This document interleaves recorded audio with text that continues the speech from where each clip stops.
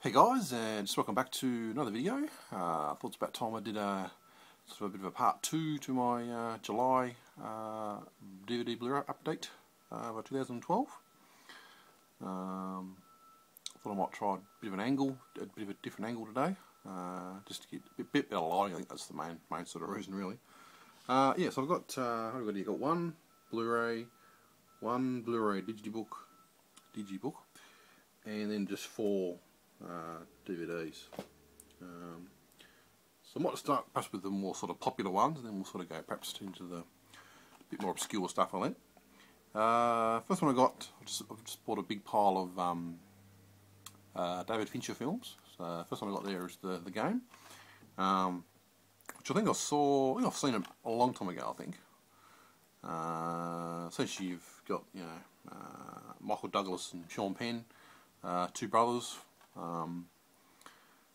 Michael Douglas is real successful businessman and a bit sort of stuck up sort of thing, where his brother's a bit more wild and into drugs and stuff. Anyway, it's Michael Douglas's birthday, so Sean Penn gives him like a present, which is like it's called the Game. It's like it's a bit sort of vague on what the game is exactly. It's kind of like a sort of company that sort of comes into your life and sort of makes changes to it to try and improve yourself, I guess. And but of course, as you can sort of imagine, that just doesn't really turn out, a very good, that sort of come into his life and sort of mess it up a little bit. Which I actually thought was a really good movie though. I really enjoyed sort of watching Michael Douglas. Sometimes I don't like much. I sort of find it a bit annoying on screen. I don't know why, but this film actually wasn't too bad. Yeah, so it was a really good film. I was really enjoying it. Great sort of suspense to it, and just a great sort of journey. I just didn't like the end. I thought the end just really ruined it for me. I don't know. I just sort of found it a bit sort of a cheap sort of cop out. I don't know. I just didn't like that much. But definitely a good movie though, apart from the end. Some people, I've sort of read the forum, some people seem to like the end, but I didn't really enjoy it all that much. Okay, next one I got is another David Fincher film, Seven. Nice sort of a digibook edition. Lots of really nice sort of pictures in it and lots of cool stuff. Now I don't think I've actually seen this one before. I watched it last night, but I don't think I've seen it before. I thought I had seen it, but I think I was getting mixed up with, there's another film, I don't know, with the one with the Rolling Stones song in it, Time Is On My Side. I don't know what the film's called.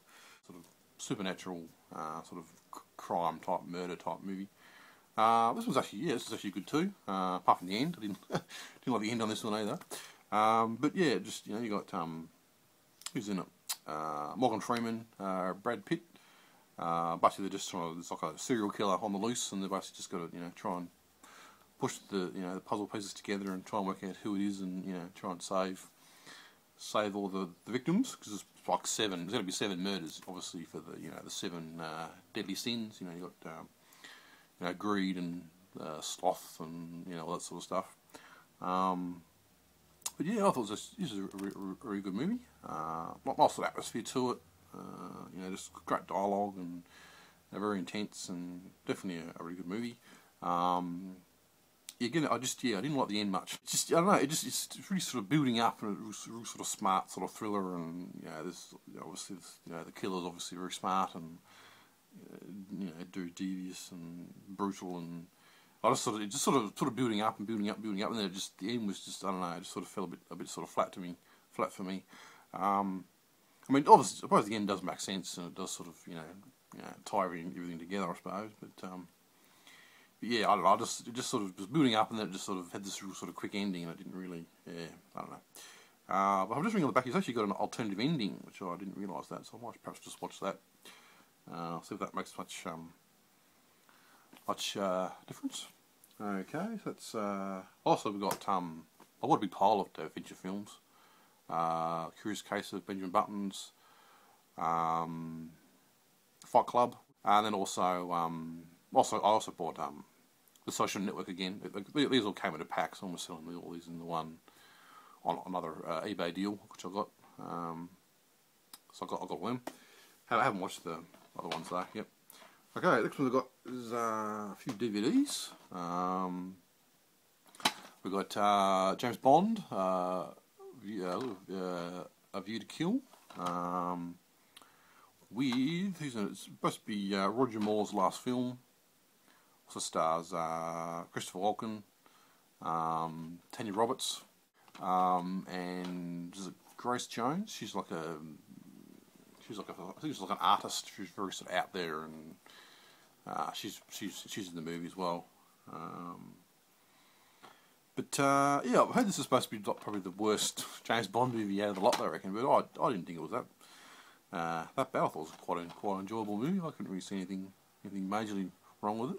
I mean, some people say, Moonraker is supposed to be the worst, or think so. Even someone even said The Man with the Golden Gun is supposed to be the worst movie. But I don't think I've seen. Pretty sure I've seen The Man with the Golden Gun. But anyway, yeah, nice. James Bond movies are always got good action in them, and lots of gadgets and lots of sort of cool stuff. So that was pretty good. I've sort of been watching a few of Tanya Roberts' movies recently. She's made a lot of ones. In earlier career, she's not wearing a hell of a lot of clothes in them. What was it?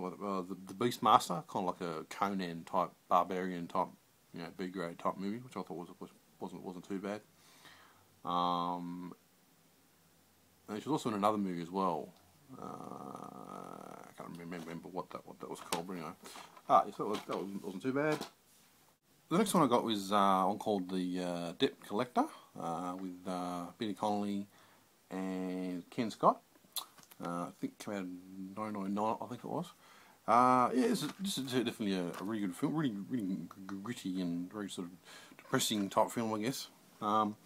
Essentially, Billy Connolly, he was a debt collector, basically. So he used to sort of, his boss, someone owed his boss money, so he'd sort of go out and, beat you up, or or murder you, or or murder your family, or whatever, very sort of brutal stuff. Essentially, but obviously he gets, the police sort of catch him, and he's got to sort of get sent to prison, and obviously, he gets released eventually, and sort of, I think it's, I don't know, probably 10 years after that, sort of after he was sort of released, and basically Billy Connolly's, sort of turned his life around, and he's got married, and to a beautiful wife, and he's a sculptor now, and he's really sort of turned his life around, and then he got the Ken Scott, sort of the policeman that sort of obviously sent him, they obviously sort of sent him to prison.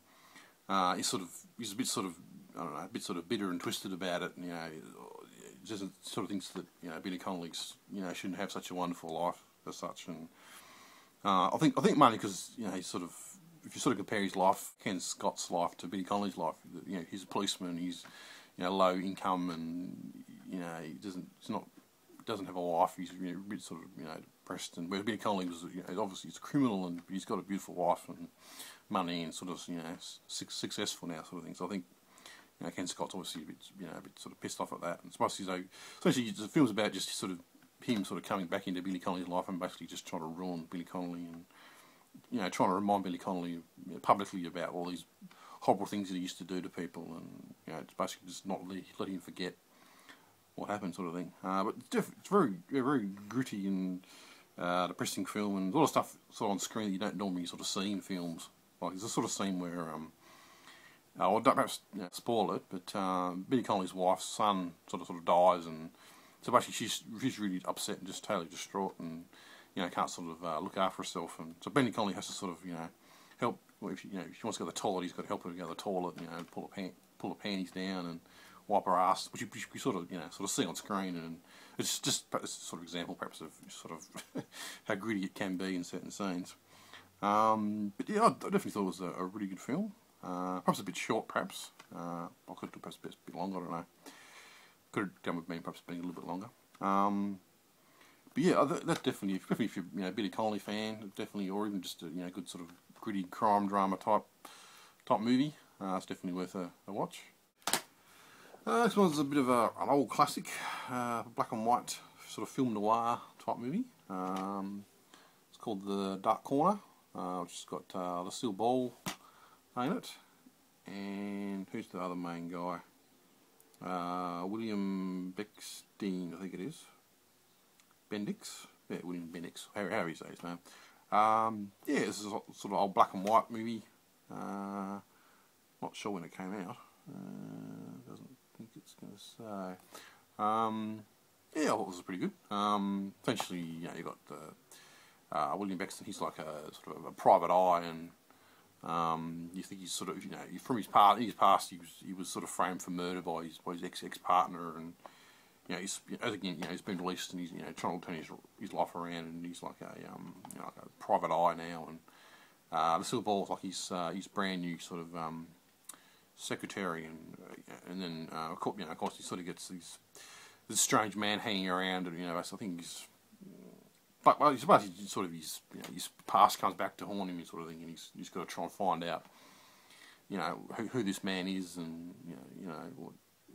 I don't know. I think he's trying to be killed. Is someone trying to kill him, I think, or something? Yeah, I think he might be. I don't know. Someone's sort of following him anyway, and he's just got to. Anyway, we sort of end up sort of going back into his past and, you know, finding out who was behind it all, sort of thing like that. Well, I thought it was a pretty good movie. Good acting, good dialogue.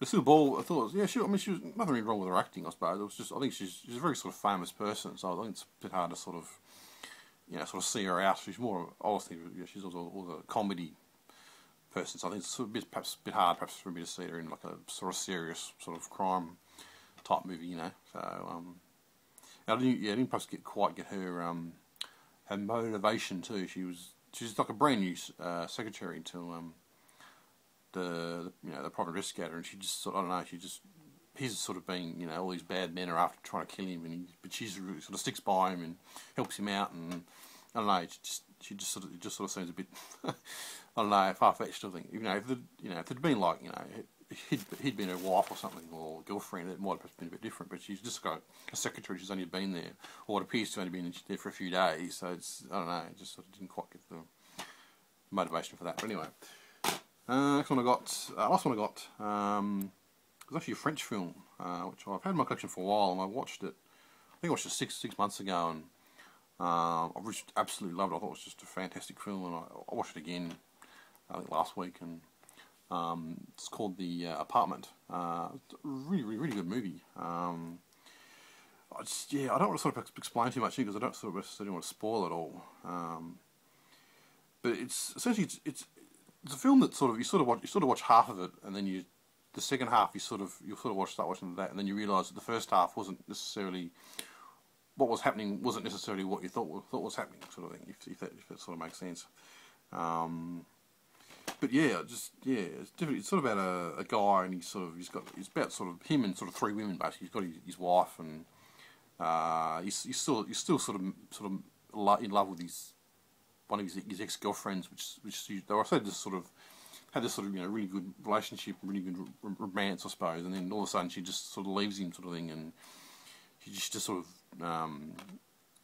disappears, I suppose. I mean, I don't think it's not like she's, you know, things sinister. She hasn't died, no one's killed her or anything like that. But she just sort of, you know, comes into his life, and then she just sort of leaves, and he sort of still wants to sort of know what happened, and you know, so he's sort of, you know, secretly trying to track her down, kind of thing, and then there's also this other woman, and it's just sort of a bit of a I don't know, sort of a tangle of things that are all sort of mixed together, and but just definitely just a great movie, and the ends, it's very sort of, I don't know, it's sort of a bit confusing in the end, but it's sort of one of those things you sort of watch the end a few times to try and work out what sort of happened. And there's a lot of, if you go on the forums, you know, IMDb forums, a lot of people on there trying to, you know, decipher what the end means and what happened, and what the characters' motivations were, basically, you know, to do certain things. But that's, yeah, definitely, if you're into sort of French movies, or just sort of movies that are have a bit of a twist to them and stuff, this is definitely a good sort of movie, and great actors, and yeah, so it's, yeah, another definitely a movie I'd recommend. So yeah, that's my update I've only got a few there. I haven't sort of watched a whole lot of movies recently.